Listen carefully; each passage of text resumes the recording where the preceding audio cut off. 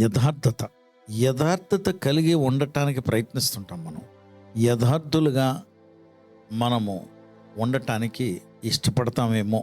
ఇష్టపడటం, ప్రయత్నించటం ఒక ఎత్తు అయితే, ఉండగలుగుతున్నావా అని ప్రశ్నాత్మకం.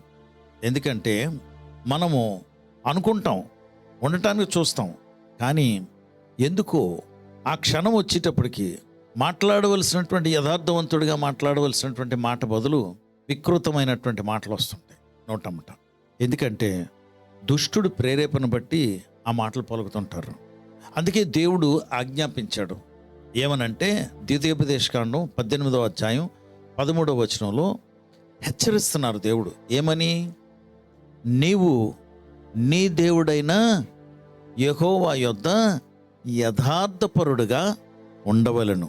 దేవుని సన్నిధిలో నువ్వు ఎలాగుండాలంటే యథార్థవంతుడిగా ఉండవలను. You should be blameless. అంటే నీ మీద ఏ నేరము మోపగలిగినటువంటి అవకాశం లేకుండా ఉండవలను. యోబట 1వ అధ్యాయం 1వ వచనంలో యథార్థవంతుడు. He was blameless. He hated evil. He was blameless అని రాయబడనమాట. ఆయన మీద ఏ నేరము మోపలేరు. ఇంతకీ నేరాలు ఎవరు మోపుతారు? ఇది ప్రకటన గ్రంథం 12వ అధ్యాయం 11వ వచనంలో నేరాలు మోపు అపవాదిని జయించిన నిమిత్తం గొర్రెపిల్ల రక్తమును బట్టి తామిచ్చిన సాక్ష్యమును బట్టి. కాబట్టి నేరాలు మోపువాడు పనేది నేరాలు మోపుతుంటాడు. కానీ నీవు నిరపరాధిగా కనబడాలి. అది దేవుడు ఆజ్ఞాపిస్తున్నాడు ద్వితీయోపదేశకాండంలో. You be blameless. ఎందుకంటే బ్లేమ్ చేసేవాడు ఎప్పుడు అదే పనిగా బ్లేమ్ చేస్తుంటాడు. ఎక్కడ బ్లేమ్ చేస్తాడు? నీ చుట్టుప్రక్కలో, నీ మీద, నీతోనూ.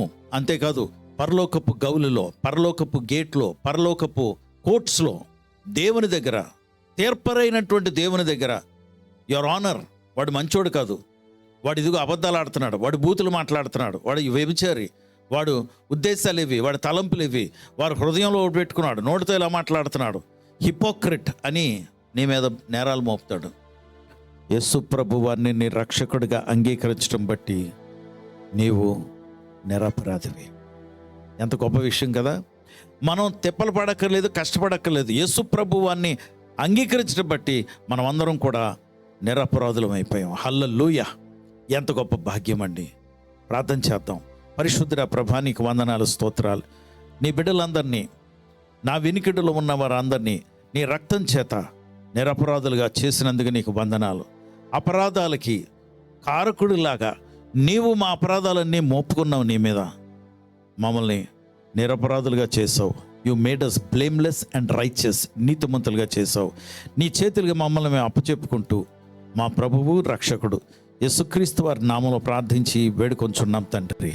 ఆమెన్.